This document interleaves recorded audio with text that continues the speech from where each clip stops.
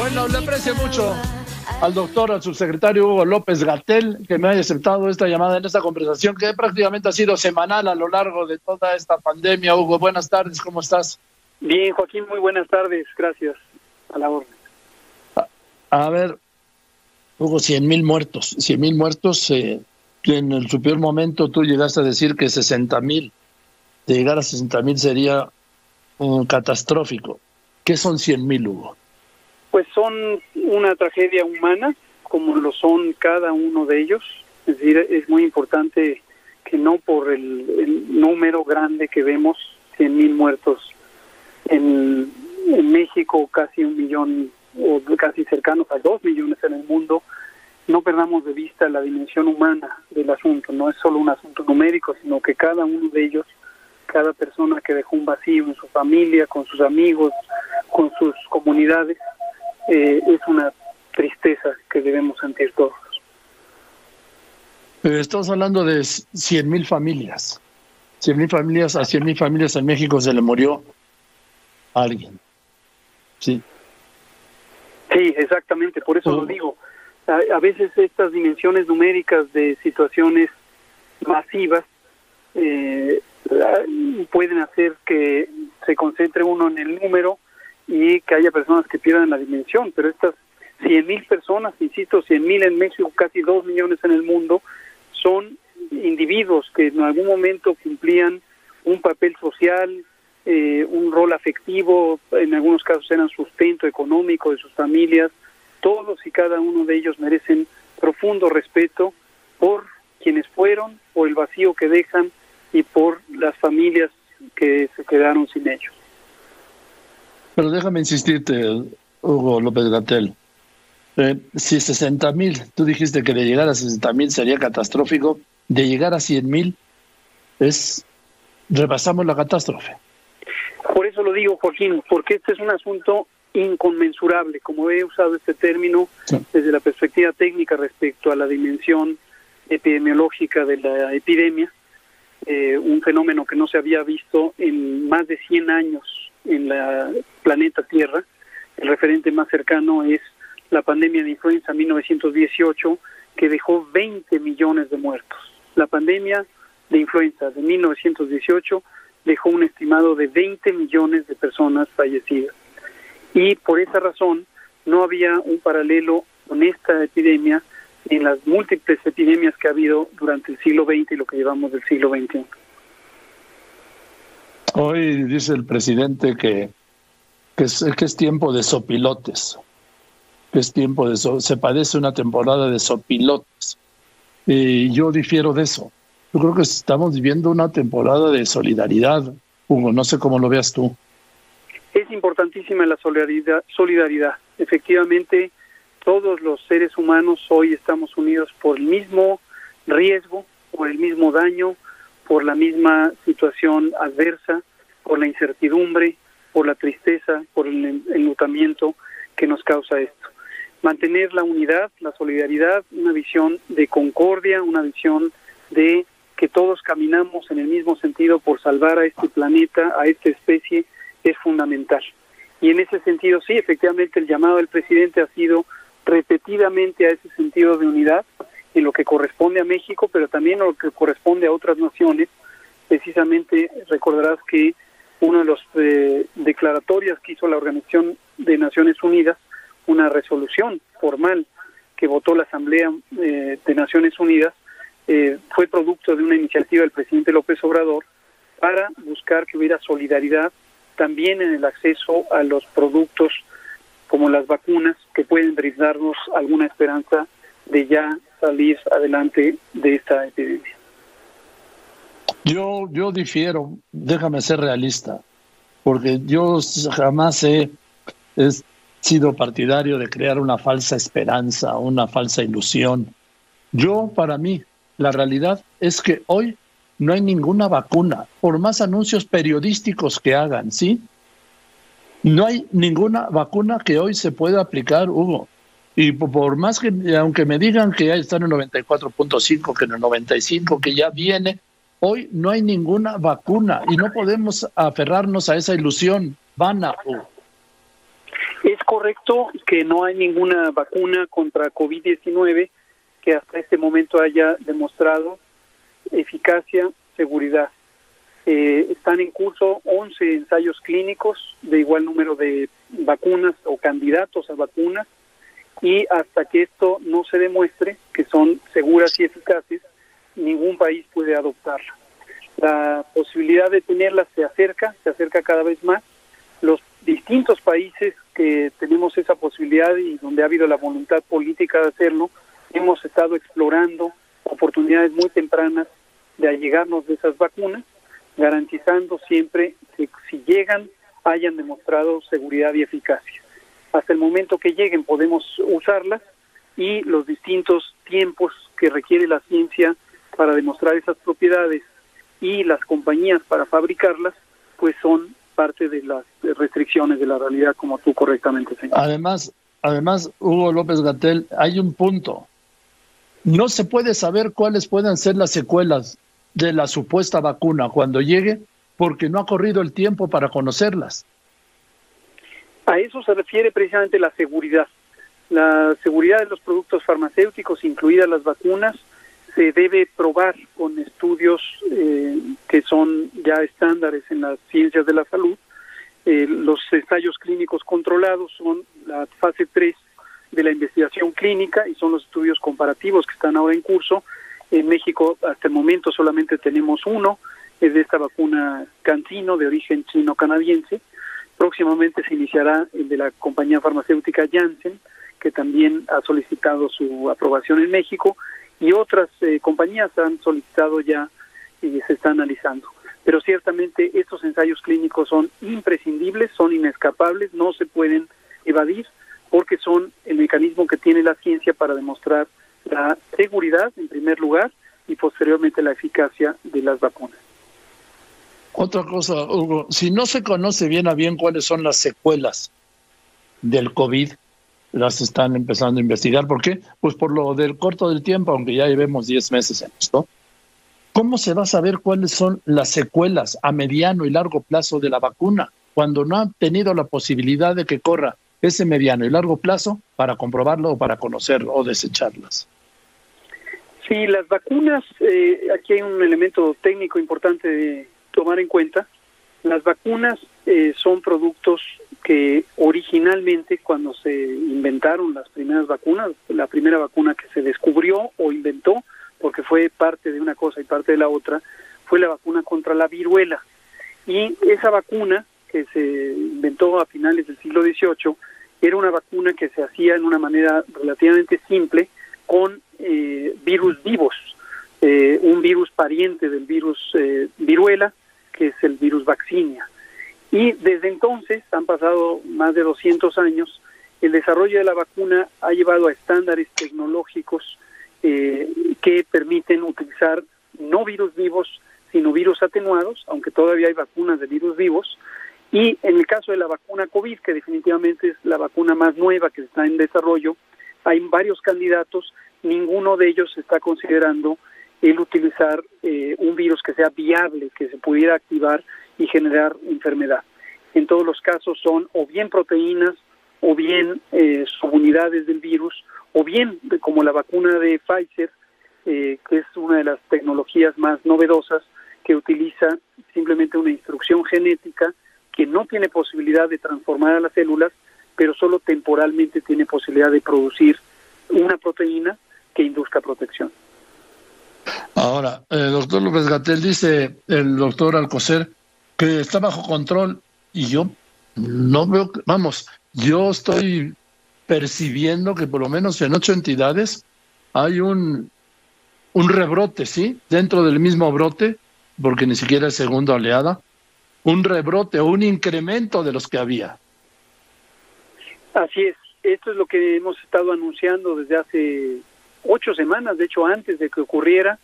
En sentido estricto, te acordarás que desde marzo hicimos una predicción fundamentada que dijimos, independientemente del estado de control que guarden las epidemias en todo el hemisferio norte, cuando venga la temporada fría, a la que... Aquí lo dijiste.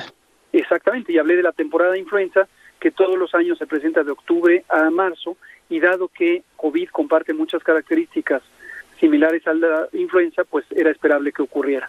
Cuando empezó a ocurrir este fenómeno de repunte o rebrote o cambio en la tendencia, aquí un pequeño paréntesis, no requiere que se haya controlado por completo una epidemia para hablar de rebrote.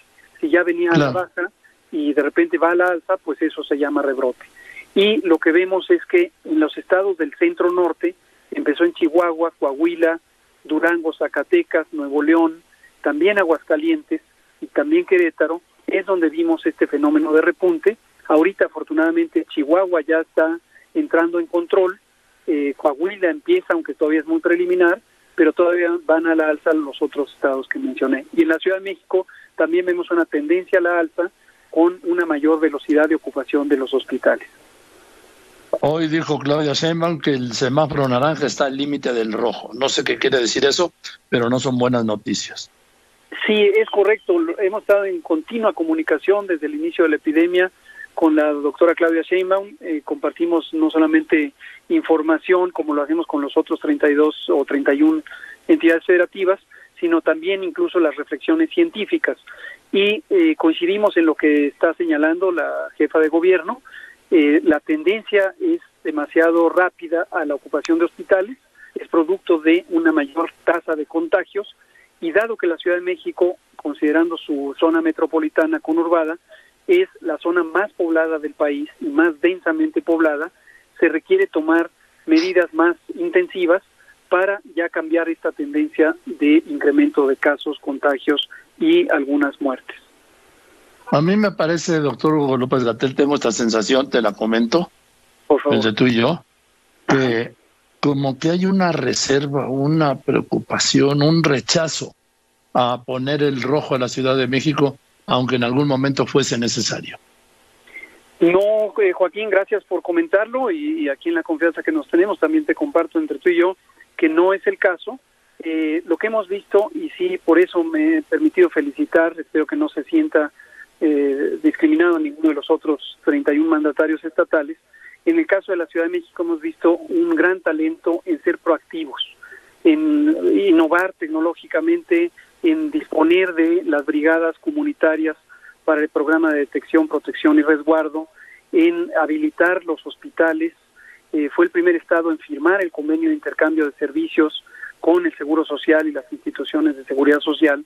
Entonces, en realidad ha sido muy talentoso el manejo que le ha dado la jefa de gobierno y su secretaria de salud, la doctora López Arellano, que han mantenido esta meseta donde hay subida, bajada, pero no había ocurrido una tendencia de aceleramiento tan importante. En este momento sí la hay. Los números son directamente los que podemos analizar para integrar el semáforo, igual que lo hacemos en las otras entidades, y si en un momento dado los números indicaran que se está en rojo, no habría por qué restringirse de ello. O sea, ¿no les temblaría la mano para eso? No, porque el semáforo no es un instrumento de carácter político o de otro sentido. El semáforo es un instrumento técnico, vamos a decir, es equivalente a un termómetro, a un baumanómetro, a una báscula.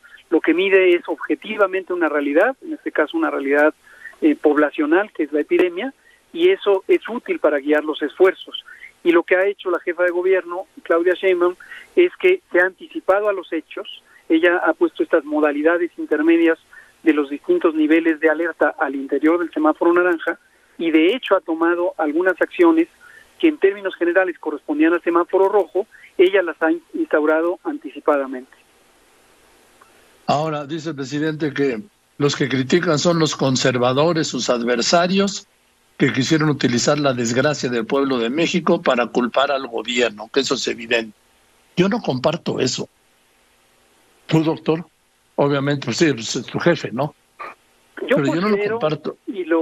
Sí, yo considero, y lo he dicho, ayer mismo lo dije, lo he dicho en entrevistas, lo he dicho en las conferencias de prensa, que vemos, lo dije la semana pasada, o más bien esta semana en un foro que me invitó el INAI, hemos visto, y no solo en México, sino en otras partes del mundo, vamos a decir, una gran diversidad de opiniones, lo cual es muy favorable.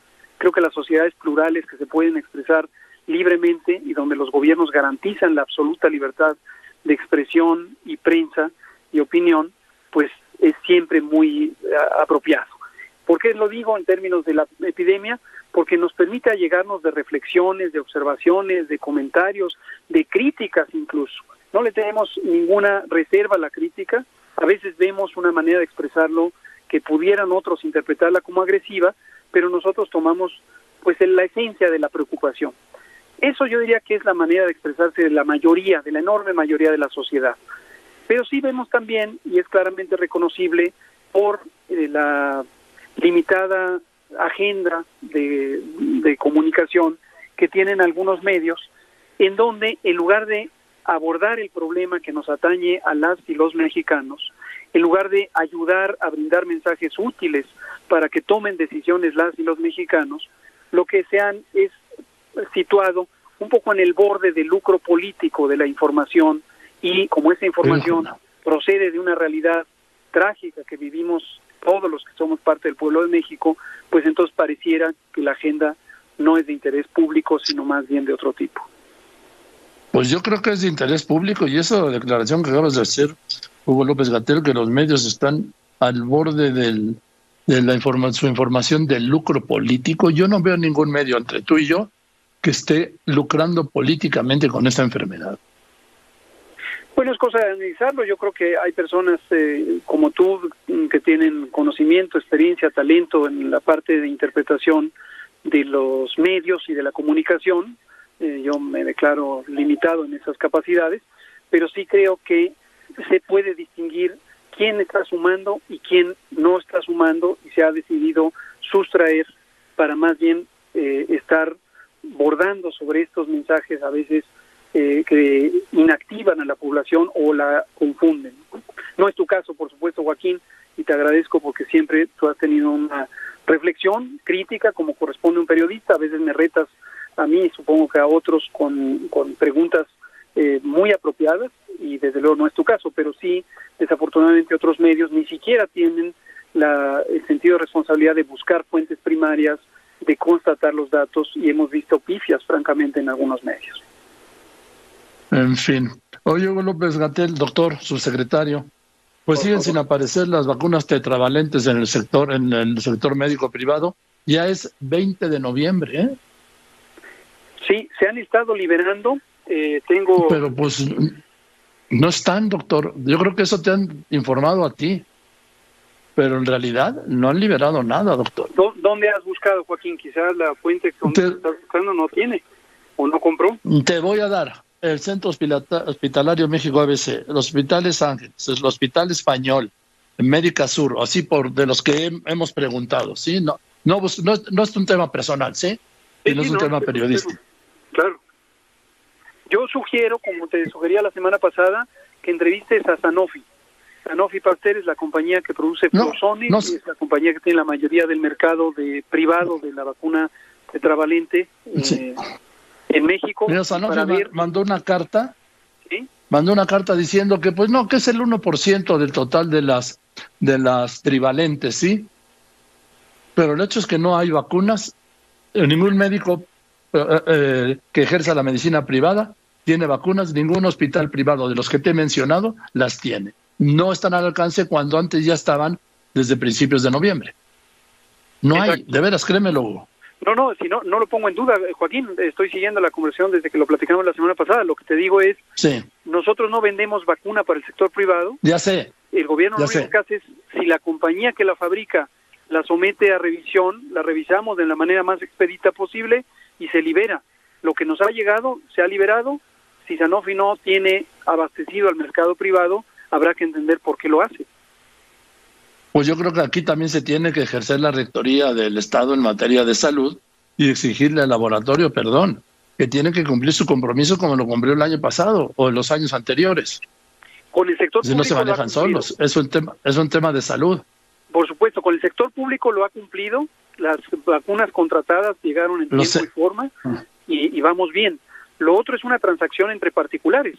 Si alguien no quiere vender un producto, pues hay que cuestionarle por qué no lo quiere vender cuando es necesario, igual que lo ha sido en otros años, pero ahora particularmente porque hay una segunda epidemia que tiene que... Exacto. ¿no? Bueno, exactamente, es una irresponsabilidad de este laboratorio Sanofi Pasteur. La respuesta que me dio es para dar pena, una carta que escribió alguien ahí, pero el hecho es, Hugo, créemelo, que tú dices que ya han liberado la COFEPRIS, las vacunas tetravalentes contra la influenza y no hay en ningún lado. Yo no dudo de ti, pero a lo mejor no te han informado bien. Yo tengo la evidencia, Joaquín, te pediría no dudes al respecto. Ahora en COFEPRIS tenemos gente muy competente, acabamos de nombrar 2 nuevas comisionadas. La comisionada de autorización sanitaria es una persona excepcionalmente eficiente y mira, aquí tengo el dato, ya lo tengo aquí a la mano. Hemos liberado 72.630, están ahorita en trámite, me lo dieron el 13 de noviembre. O sea, están en trámite. 17.030 están en trámite, 72.630 ya fueron liberadas. Ahora, ¿quién las compró? ¿Dónde están? No te puedo decir, es una transacción entre particulares. Eso sí, de acuerdo. En fin, Hugo, pues seguiremos hablando como lo hemos hecho a lo largo de toda esta pandemia. Y te mando un saludo y te aprecio siempre tu tiempo. Muchas gracias, Joaquín, con todo gusto. Te mando un abrazo. Cuídate mucho. Que estés muy bien, yo también te abrazo, Hugo López-Gatell.